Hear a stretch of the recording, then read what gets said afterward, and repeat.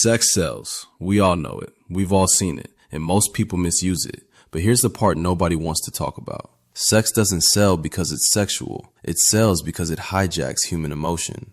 And if you're building a business, a brand, or a platform in 2026, the brands that understand why it works will outperform the ones just copying the surface level tactics. Today, we're breaking that down, cleanly, psychologically, and without the fluff. Before we get into it, if you're building a business, leading a team, or scaling a brand, hit subscribe. This show isn't theory. It isn't hype. It's operator thinking, how businesses actually grow when the cameras are off. Welcome to Notebook of a COO. This is where we talk about the decisions, systems, and psychology that separate real businesses from very expensive hobbies. Today's episode is bold, but necessary, because the brands winning right now aren't louder, they're emotionally sharper. And the uncomfortable truth is this: people don't buy logically. They justify logically after they've already decided emotionally. Most businesses think marketing is about persuasion. It's not. It's about emotional permission. And when people hear sex sells, they assume manipulation, shock value, or cheap attention. That's lazy thinking. Sex sells because it triggers 3 core emotional drivers wired into human decision making. Remove the surface level sexuality, and what's left is psychology every business can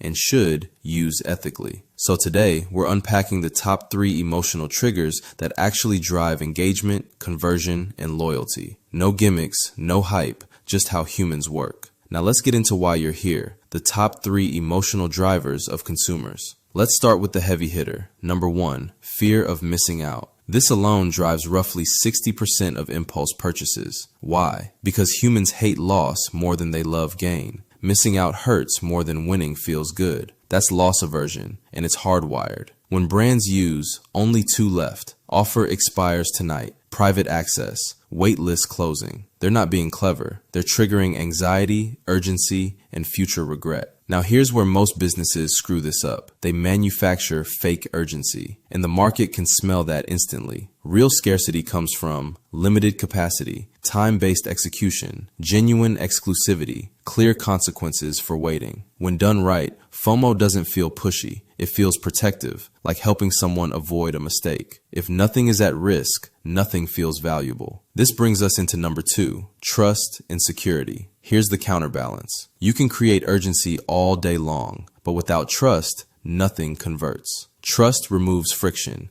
It replaces anxiety with confidence. And this is where high-ticket sales live or die. Trust is built through social proof, testimonials, case studies, guarantees, clear messaging, consistent brand behavior, not flashy design, not clever copy, consistency. People don't buy the best option. They buy the safest option that still moves them forward. When trust is present, the emotional shift is immediate. Doubt turns into relief. Hesitation turns into calm. Risk turns into reassurance. If your brand feels chaotic, unclear, or inconsistent, your audience feels unsafe. And unsafe people don't buy. And last but not least, number 3, belonging and identity. This is the deepest layer and the most powerful long term. People don't buy products. They buy who they get to be after buying. Belonging answers the question, is this for people like me? Identity answers, is this who I want to become? This is why niche brands outperform generic ones. Community beats reach. Clarity beats scale. When you see brand communities, shared language, values-driven messaging, people like us do things like this. You're watching identity marketing in action. The emotion here isn't urgency, it's pride. Pride of ownership,